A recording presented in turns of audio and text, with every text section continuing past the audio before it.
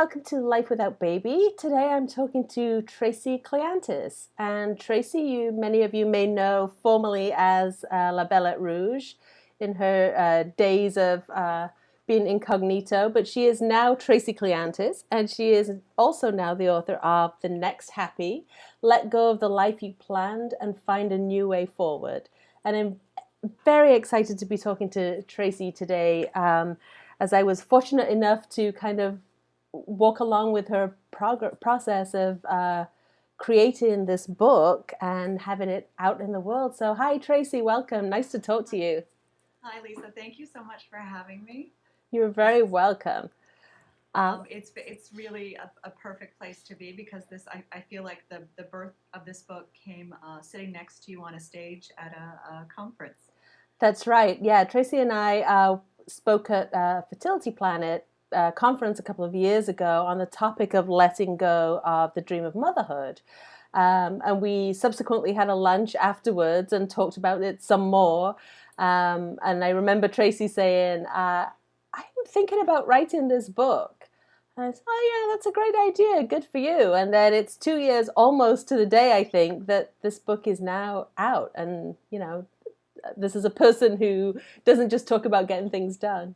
So do you want to talk a little bit, Tracey, because you used to be La Belle at Rouge, and you wrote a lot about infertility and the psychology of infertility, kind of incognito, and then you've kind of came out of the infertility closet. So do you want to talk a little bit about your process, or your progression, if you like, from writing behind the scenes to coming out and talking about this really important topic of letting go of dreams? Sure. I started blogging incognito because I'm a psychotherapist and I sort of thought that I shouldn't write about very personal material where everyone could see. So I wasn't even intending to blog on infertility. I was going through infertility treatment at the time, but I'm also a Francophile, and I was writing about my love of things France. And but in the midst of the process, after another round where I didn't wasn't successful, I think the progesterone shots and the hormones and the pain just kind of took over, and I went to the blog and talked about the process of once again not being pregnant. And I had such a lovely response, and people were so kind and so supportive that I just felt compelled to continue to tell the truth about that process and write about it. But again, it was very vulnerable and very painful, and I didn't feel entirely comfortable having my name up there with so much pain. But over time, it just sort of organically evolved to where, this is my truth, this is who I am, and so I changed it from La Belle at Rouge to Tracey. Excellent, excellent. And can you tell us a little bit then about this process of expanding your own experience into this book now, which is really about letting go of those big dreams and being okay with that, finding peace with that. I mean, we talk about that so much, of letting go of our dreams, and of then that's step one, but then beyond that, you have to go and find a way to make peace with that decision. Absolutely. When we were on that panel together, it was sitting there in front of an audience filled with people who were still actively trying to conceive. It was such a poignant and powerful moment. I'm sure you remember, seeing those people who are still trying and still want so much, so desperately to be having a child. I don't think you go to a fertility conference if you're ambivalent or at the end of that pursuit. So looking out at that audience and seeing people who were still so desperately trying, and also were looking to us for hope that they would be okay if it didn't work out. I was so touched by that, and also became aware that somehow that I had learned something about this process of letting go and moving on and getting to the next happy. Mhm. In in my process of letting go, initially there was you weren't there, and other bloggers weren't there, and I went to the internet and I went to the bookstore looking for support and looking for a roadmap of how to get from the end of trying, the end of the dream, to not even happiness, just survival. How do I survive this? How do I live without this? And I wanted hope that that other people had done it. I wanted to not feel alone in that. And initially, there wasn't much support in that. And um, so, sitting there in front of that audience at Fertility Planet, I became aware of how much I had come to know about this journey. And I also became aware through the work in my private practice as a therapist how this is not just an experience for people who are trying to conceive and didn't do so, but it's a universal experience. I kind of joke that by the time you're 21, you probably had to give up at least one dream. You probably didn't get into the college you want. You probably didn't date the guy you wanted to in high school. There's something as early as at the age of 21 that you've had to give up on some version of a dream of a life you planned. Um, and I think we both put a lot into trying to conceive and trying to have a baby, um, and it was a decade-long pursuit for me. But I don't think that it's about time. It's not about time. It's about an intensity of a vision of I really wanted this outcome. I really invested a lot emotionally, behaviorally, cognitively. I've invested a lot of resources in some dream, and how do I give up on that dream? I think the culture doesn't give us a lot of permission to give up on a dream. We're told everywhere, on bumper stickers, in books, on TED Talks, that we should really never, never, never give up. And I Right. wanted to give people permission to give up. So, I mean, I know that you talk a lot in the book about this danger of living in this never give up culture. We talk a bit.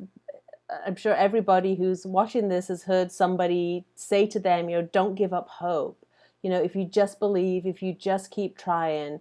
And I know you talk in the book about one of the things that kind of the sparks that triggered this book was watching a celebrity couple who had successfully eventually been through fertility treatments and were given that broadcasting that message of all you have to do is not give up. And for those Yeah. of us who've walked that path, we know that's actually not sufficient. So what are some of the dangers of living in this kind of, environment where we're taught to never give up?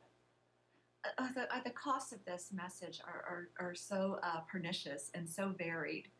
I think that we're initially, in hearing that message, you sort of feel shame or guilt or like a failure if you're not able to stick to that message. If the reality is that you can no longer afford it financially to pursue whatever dream, if that's having a baby or being an actor or having a business or staying in a marriage, whatever the dream is, if there are costs that you can no longer afford, that are costs to your health, costs to your body, costs to your spirituality, costs to relationship, costs to your sense of self. I think people don't really understand how to continue to pursue something without getting any closer to that goal really changes your sense of self, your worldview, and has really long reaching consequences. So how do you know? How do you know when it's time to give up? And how do you know if you're giving up too soon? And how do you know that you're not going to regret that decision? Because I It's think that's the big stumbling block for a lot of people. If, well, what if I'm wrong? What if it really was the next time that it was going to work out? What if I just really did need to give my body some time or take a month off or whatever it is? I mean, how do you know? Yeah, there's not an easy answer to that, and I wish there was an easy answer. I know for myself, I feel like I had some kind of gift of grace before I began my treatment. In that, I had a conversation with myself, and I was so nervous about starting IVF drugs, and so much anxiety of what that was going to do to my body, and what that experience was going to be like. And I went on a walk before I began treatment, and this wise voice, much wiser than myself, said to me, at some point, if this doesn't work, you'll stop. And I feel so grateful to have had that voice. And I know not everyone has that. I think that for some people, it's from the beginning, I'm just going to keep at this until it happens, no matter what. So I do wish for everyone that they would have had that experience. But if you didn't, I think that when you're pursuing any dream, to continue to check in with yourself, to continue to be aware of, how is this hurting my body? What are the costs? Are they too great? What are the costs to my relationship? What are the costs to my emotional health? What's the long-term financial costs of this goal? And to really consciously and mindfully ask those questions, and not just get on a kind of single-minded track of, I'm just going to endure any pain um, to achieve this goal. Um, that Lance Armstrong has a famous quote. I'm going to not get this exactly right, but essentially that pain lasts for a moment, but quitting lasts for a lifetime. Mm. And I think Lance Armstrong is such a perfect example of the danger of that kind of message. It's the pain can have long-lasting implications, and so to really take the time to engage with yourself and find out, what are the costs in this moment, and am I willing and able to continue on this pursuit. And I think when you're on this journey and you are already so caught up in, input of information and doctor's appointments and testing and measuring and counting and logging, that there really isn't that time to just stop and just listen to what you're saying to yourself. And I know that on my journey, I realized that some of my biggest decisions came when I did stop and I did, just like you say, went for a walk, not to sort it all out in my head, but to just walk and just have a moment of quiet in this kind of crazy journey that you're on, to just listen to what you're really telling yourself.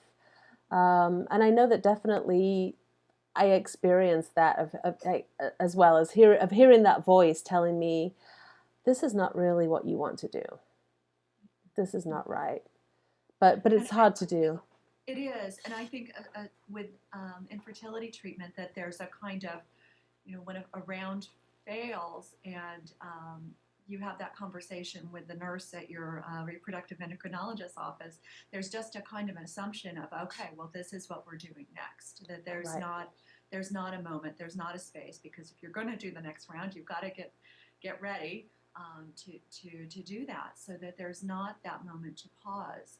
And so, in taking that time to just kind of check in and say, why am I doing this? Can I do this?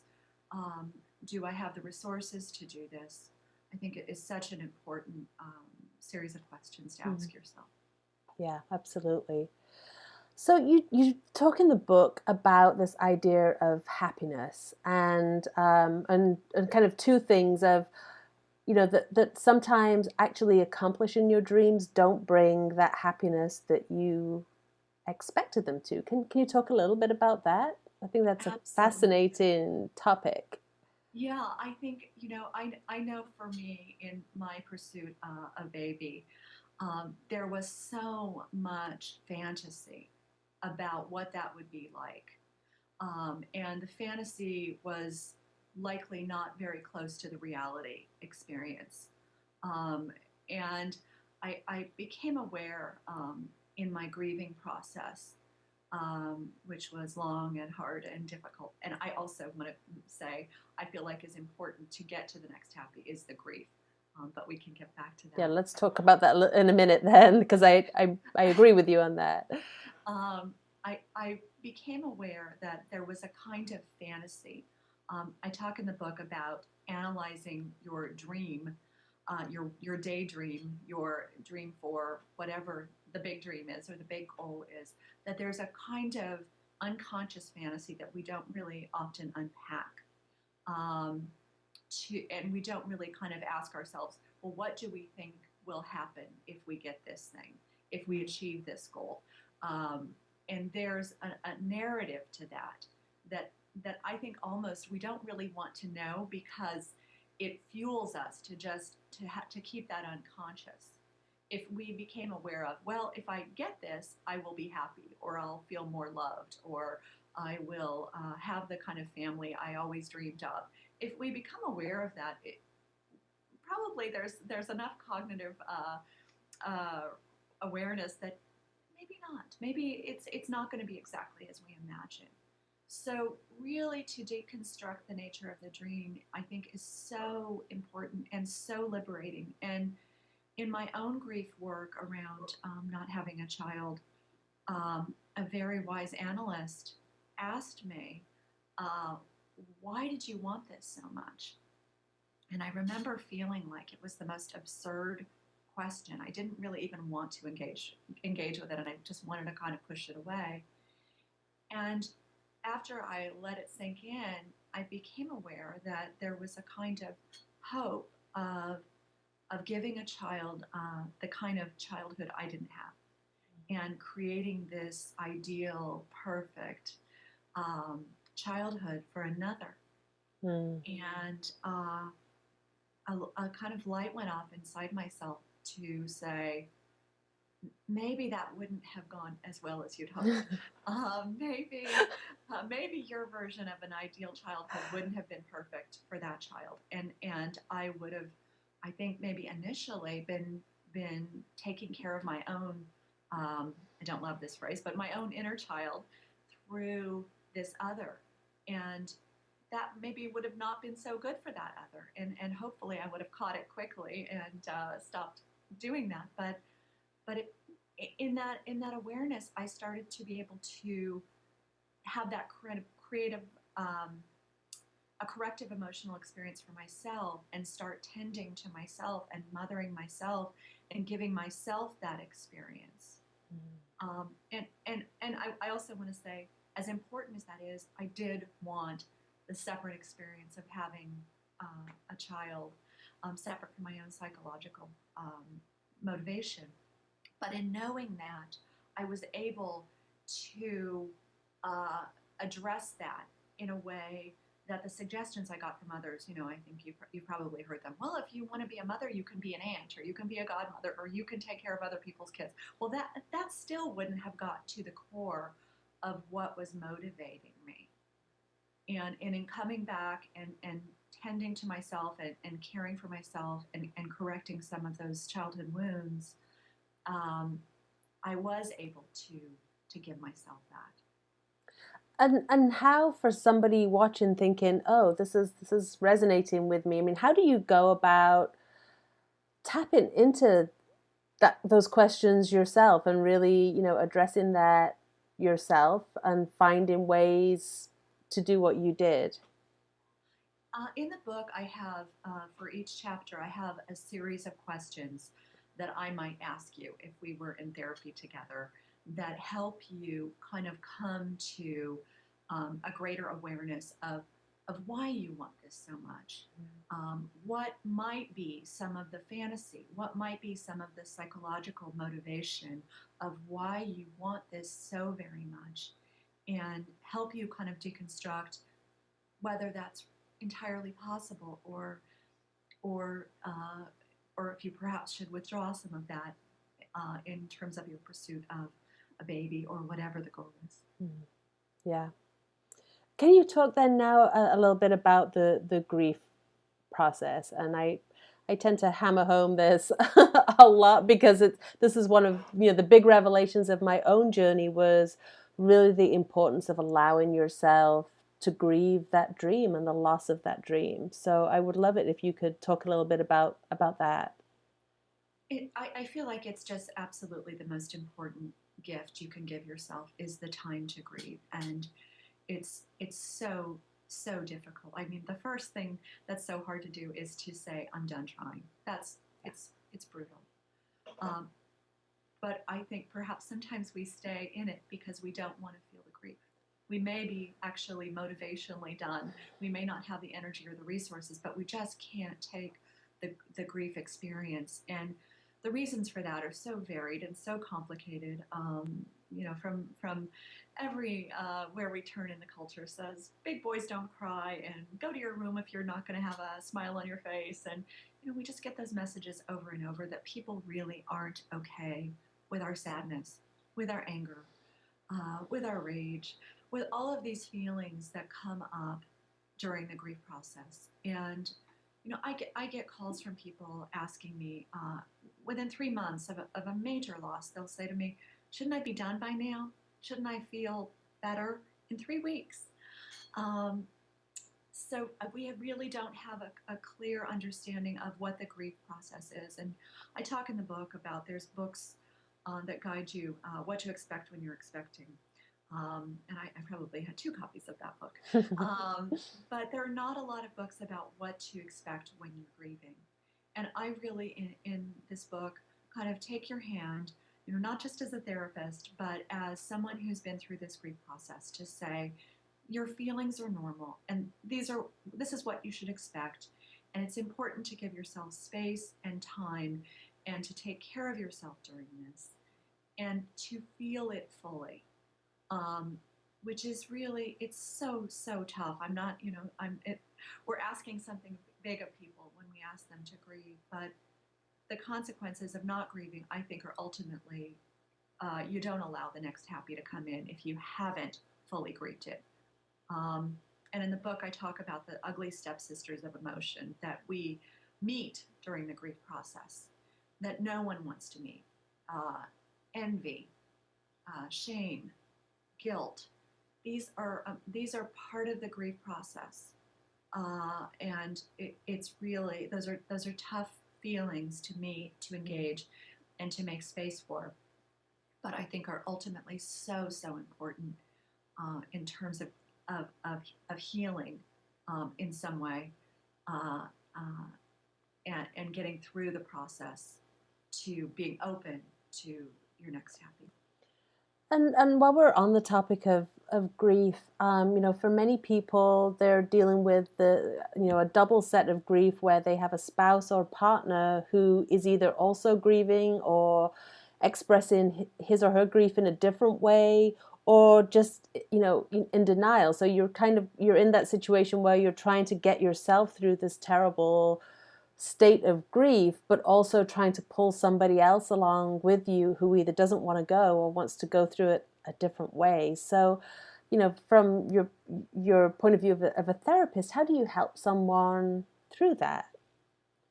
I think it's such a common experience for I would almost say universal experience that partners are going to go through the grief process in a different way, and that it has so much to do with history and their own grief history and what family allows. Excuse me. Some people are immediately going to be more in touch with their anger. Some people are immediately going to be more in touch with their sadness.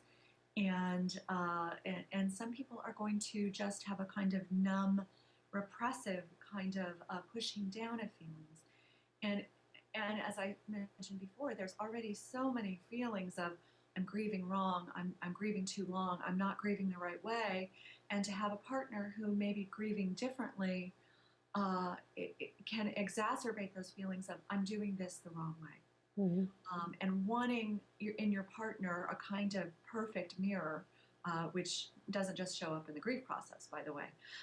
Wanting your partner to be exactly on the same page with you, and if they're not, to feel like they're wrong or you're wrong, and try to change your own grief or get them to grieve your way. It can create a lot of conflict in the relationship, and I think a lot of discord that can lead to more serious relationship problems.